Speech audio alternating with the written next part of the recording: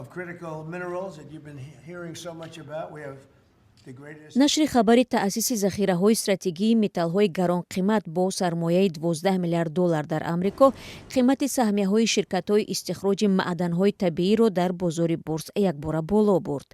این سرمایه گذاری را آخرین تلاش واشنگتن می‌دانند که برای پیشگیری از آن چیزی که مقامداران آن را دستکاری چین در نرخ معدن لیتیوم، نیکل، متال‌های نادر و دیگر معدن‌های مهم می‌نامند روانه شده است.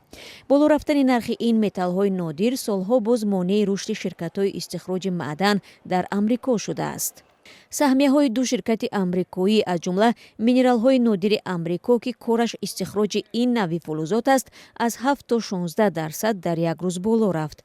متال و معدن‌های نادر برای استحصال ابزارهای الکترونی سر از ماشین برقی تا اسلحه پیشرفته ضرور است.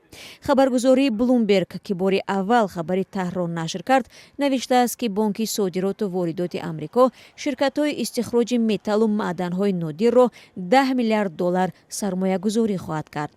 هدف خریداری و ذخیره کردن معدن و متال‌های نادر برای استحصال ماشین، شرکت‌های تکنولوژی و دیگر کارخانه‌های صنعتی آمریکا میباشد.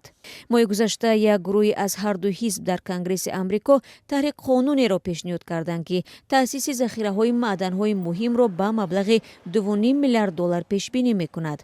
این اقدام با هدف معتدل گردانیدن نرخ‌ها در بازار و هوسمند گردانی استخراج و کارکرد معدن در داخل روی دست گرفته شده است.